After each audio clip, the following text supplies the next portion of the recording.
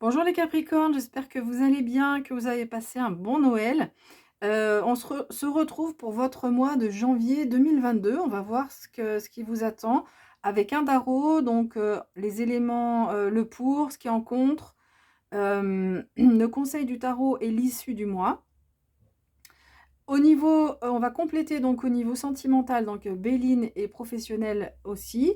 Et puis j'ai eu envie en fait, pour le sentimental, il me manque des éléments, je trouve, avec une seule carte du Béline. Du coup, j'ai demandé des messages et donc il y a plusieurs cartes là du tarot qui sont arrivées. Donc on verra aussi les compléments. Bien, donc on commence. Donc déjà, vous avez deux arcanes majeures qui se font face, cette magnifique justice et la roue de fortune. Donc deux cartes sur quatre. On peut dire que c'est un mois qui peut compter sur cette année 2022. Alors, en pour, qu'est-ce que vous avez comme éléments qui vont vous aider? Ah pardon, ah, attendez, je vais juste baisser la caméra, voilà, pour qu'on puisse bien voir les cartes. C'est mieux comme ça.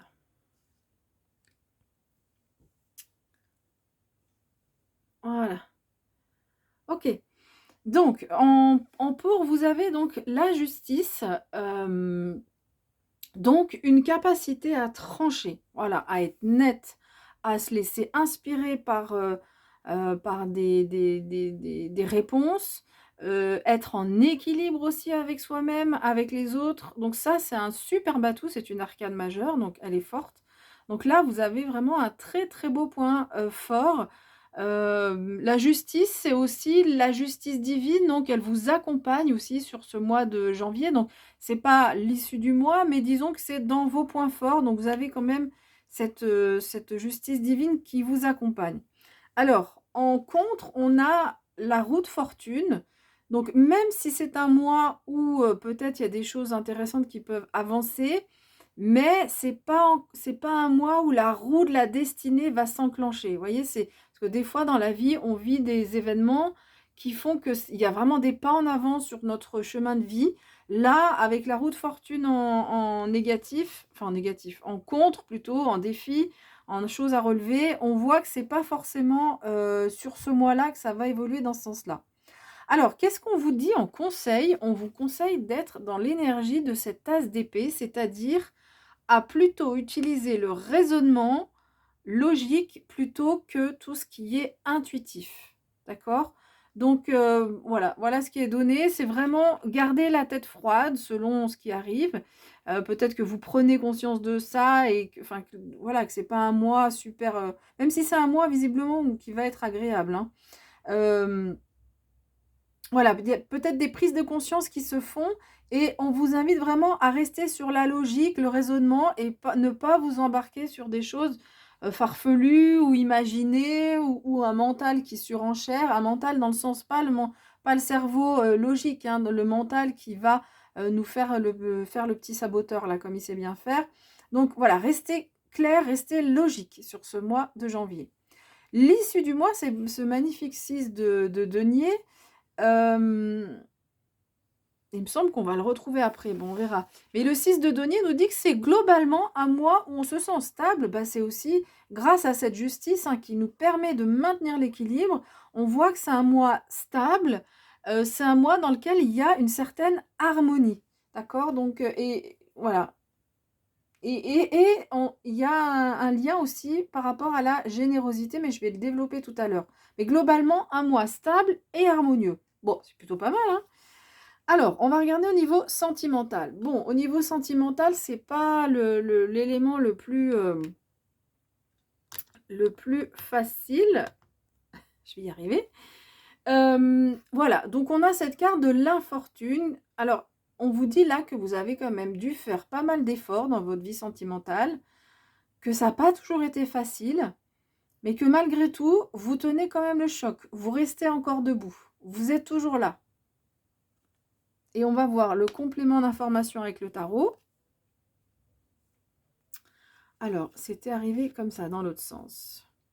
On a d'abord eu le 5 de coupe qui vient nous confirmer que c'est un mois qui ne sera pas facile, d'accord, au niveau sentimental, parce que visiblement, vous avez un sentiment de perte et surtout du mal à accepter le changement. Il y a peut-être des choses qui ont changé dans votre vie sentimentale ou qui changent sur ce mois de janvier. Et vous avez plutôt tendance à regarder le passé, hein, et ces coupes qui sont vides. Donc voilà, il peut-être une histoire qui a fini, peut-être des choses du passé où on pense au passé avec une certaine nostalgie. Pourtant, regardez la table qui est devant vous, qui est pleine, d'accord, de mets, en plus du vin, il y a du homard ici. Donc voilà, on voit que on vous invite à vous relever et à regarder devant vous plutôt que ressasser un peu le passé au niveau de votre vie sentimentale. Alors, pour vous aider, on vous invite à être dans la créativité. Le 3 de denier, c'est la créativité. Donc, trouvez des façons, en fait, de diriger votre énergie pour être plus dans la créativité que dans le fait de ressasser le passé. Quand on est dans la créativité, on est dans l'instant présent ou voire dans la projection, on est en train de construire quelque chose. Donc créativité, ça ne veut pas forcément dire faire une activité artistique, mais dans votre vie sentimentale, avoir un peu plus d'ouverture d'esprit. Et on va le confirmer avec donc ce 6 de denier. Voilà, il me semblait bien qu'on l'avait une nouvelle fois. Ici, on vous invite, moi ce que je comprends, hein, avec toutes les cartes qu'on a eues là pour la vie sentimentale, c'est que on vous invite à donc à avoir cette créativité, à vous ouvrir, à être plus généreux, généreuse. Alors, c'est sûr que quand on vit peut-être une histoire qui se finit ou une histoire qui n'est pas spécialement très gaie, pas très, on l'aurait aimé plus avec plus de passion peut-être. C'est difficile d'entrer dans cette énergie-là, mais pour autant, on vous dit là que malgré tout, hein, malgré tout ce qui vous arrive, de garder le cœur ouvert, garder cette ouverture d'esprit, parce que c'est en gardant cette ouverture d'esprit que dans le futur, vous pourrez faire de belles rencontres, de nouvelles rencontres ou de belles rencontres qui vous correspondent vraiment. Voilà. Alors, dans la vie professionnelle, on a ces deux cartes. Donc, on voit là qu'il y a un projet qui est en train de se mettre en place. Entreprise, c'est quelque chose de concret, hein. C'est une concrétisation d'un projet. Donc, un projet donc, qui démarre, qui est sur le début, mais qui est en train de se concrétiser. Et c'est votre énergie féminine, donc l'étoile de la femme, que vous soyez homme ou femme, c'est votre énergie féminine qui va vous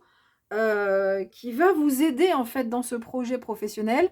Donc plutôt la sensibilité, plutôt là encore l'ouverture d'esprit, mais la créativité, on en revient aussi à cette créativité, la douceur, la tranquillité, le respect des uns des autres, la discussion tranquille. Vous voyez, toutes ces énergies-là qui vont vous aider au niveau professionnel. Allez, on va regarder maintenant un message. On va demander un message de l'oracle des sorcières. C'est la même illustratrice et auteur aussi, je crois, que ce tarot-là. Allez, un message.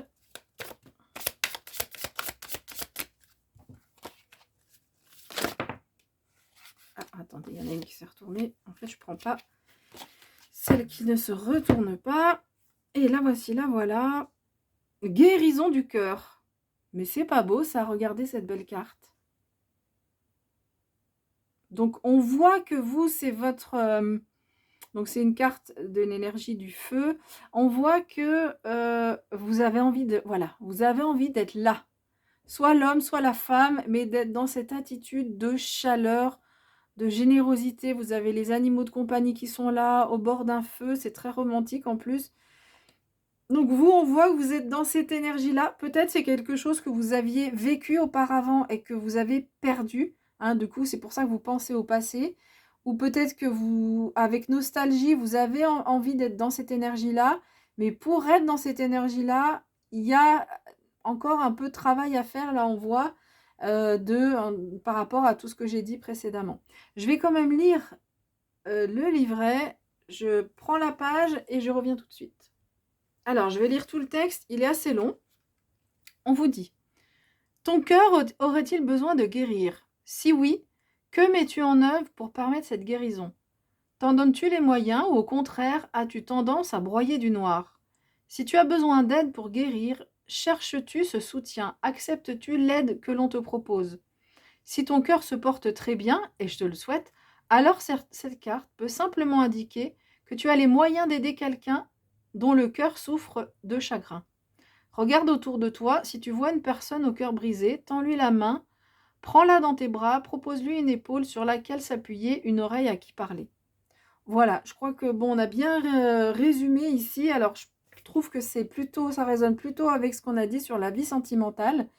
Euh, bah, si vous êtes si vous avez le cœur qui est brisé, on voit qu'il y a des choses à faire, des questions à se poser et à se mettre en avant. Voilà. Voilà, j'ai fini avec cette interprétation. Si vous souhaitez me soutenir, c'est facile, un like, un abonnement. Vous pouvez aussi partager la vidéo et on se retrouvera comme ça un petit peu tous les mois. Voilà, je vous souhaite le meilleur et puis je vous dis à bientôt.